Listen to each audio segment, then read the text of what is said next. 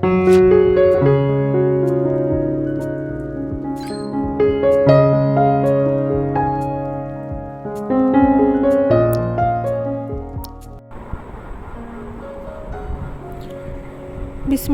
রহমানির রহিম। সকালের নাস্তা থেকে আজকের ভিডিওটি শুরু করলাম। তো আজকে নাস্তায় রুটি বানিয়ে নিচ্ছি, তার সাথে কয়েকটা পরোটাও বানিয়ে নেব। ঘুম থেকে সকালবেলা উঠে খুব আলসামি লাগে রান্নাঘরে আসতে, কিন্তু কিছু করার নাই। প্রতিদিন তো আমাদের একটাই রুটিন, যার কারণে এই তো কিছুক্ষণ একটু সময় ব্যয় করলাম নিজের জন্য।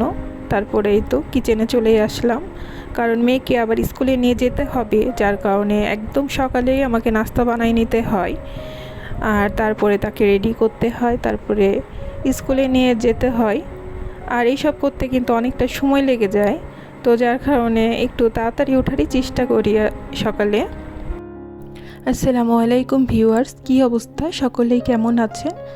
আশা রাখি নিজ নিজ অবস্থান থেকে এবং আল্লাহ পাকের অশেষ রহমতে সবাই ভালো আছেন, এবং আমি আমার পরিবার নিয়ে আমার স্থান থেকে ভালোই আছি। তা আমি দ্য স্টেডি ব্লগ থেকে নতুন একটি ভিডিও নিয়ে চলে এলাম। তো বরাবরের মতোই সংসারের কাজকর্ম, টুকিটাকি এইসব নিয়ে কিন্তু আজকের ভিডিওটি। তো কাজগুলো ঠিক একই থাকে, কিছু করার নাই। যেহেতু আমরা গৃহিণী, হাউসওয়াইফ, তো আমাদের কাজগুলো তো ঠিক একই রকম। প্রতিদিন তো আর আমরা নতুন কিছু দেখানোর ইচ্ছা করলেও দেখাতে পারি না, কারণ এই তো ঘরবাড়ি ঝাড়ু দেওয়া, পরিষ্কার করা, রান্না বান্না করা, তরকারি কাটা, বাচ্চাদেরকে সময় দেওয়া, এই তো আমাদের কাজ আর কি। তো এগুলো কাজ করতে করতে কিন্তু আমরা মেয়েরা অনেক সময় হিমশিম খেয়ে যাই, কারণ এই যে বিরক্তি লাগে, আসলে কষ্টের থেকে বিরক্তটাই বেশি লাগে, কারণ ওই যে একই কাজ প্রতিদিন একই কাজ, এই কাজ থেকে কিন্তু আমাদের কোনো ছুটি নেই। তো যার কারণে আমাদের কষ্টর থেকে মনের মধ্যে একটু বিরক্তিটাই বেশি চলে আসে। তো আমার লিভিং রুমটাও অনেক দিন থেকে একটু ডিপ ক্লিন করা হচ্ছিল না, তাই আজকে আমি বেডশিটটা আগে চেঞ্জ করে নিয়েছি, আর তার সাথে যে কুশন কভারগুলো, আর পুরো রুমটাকে একটু সুন্দর করে গুছিয়ে নিলাম আর কি। তো এখন পর্যন্ত যে সকল আপু ও ভাইয়ারা আমার এই ভিডিওটির সাথেই আছেন, প্লিজ ছোট্ট একটি লাইক দিয়ে আমার ভিডিওটি কন্টিনিউ করবেন। আর এই ধরনের ভিডিও যদি আপনারা সব সময় পেতে চান, তো প্লিজ আমার চ্যানেলটিকে সাবস্ক্রাইব করে আমার এই ছোট্ট পরিবারের সদস্য হয়ে আমার পরিবারের সাথেই রয়ে যেতে পারেন। আর যদি কাজটি অলরেডি করে থেকেছে, তো আপনাকে জানাই অসংখ্য ধন্যবাদ ও মন থেকে দোয়া।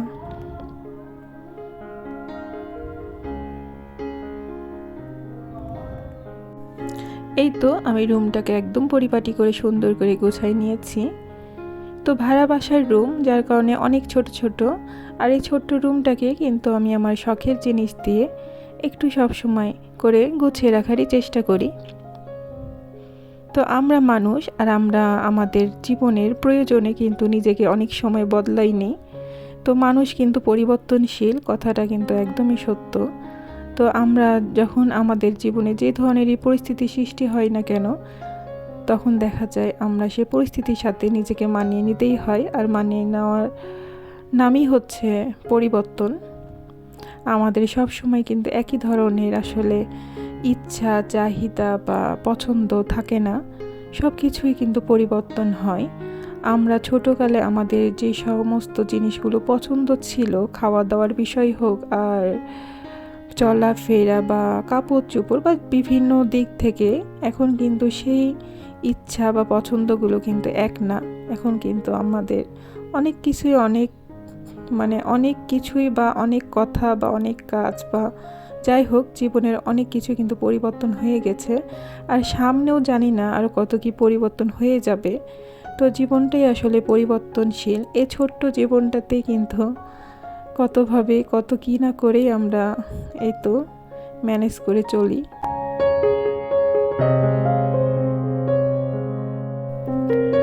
এই তো এখন একটু ভিডিও রিলেটেড একটু কথা বলে নিই। তো এখানে আমি কিছু ছোলা ধুয়ে নিলাম, যে ছোলাগুলো রান্না করব। আর এই তো আমি ডাঁটা আর লাউ দিয়ে রুই মাছ রান্না করে নিয়েছি।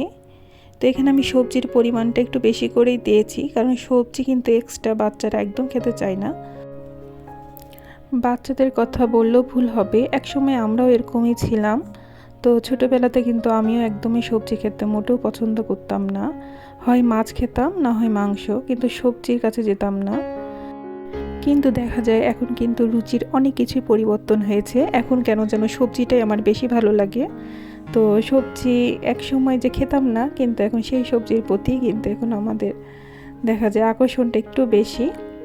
তো এখানে তো আমি ছোলা রান্না করেছি, কিন্তু আমার ছোট মেয়ে বলছে, আম্মু কেন চটপটি করোনি, তুমি ছোলা রান্না করেছো কেন? তা আমি বললাম যে তুমি ছোলা দিয়েই ফুচকা খাও, ওর ফুচকাটা খুব বেশি পছন্দ। তো এখানে আমি একটা তরমুজ কেটে নিচ্ছি। তরমুজ কিনা হয়েছিল গতকাল, তো সেই তরমুজটা কিন্তু কেটে খাওয়াই হয়নি, যে মিষ্টি কিনা।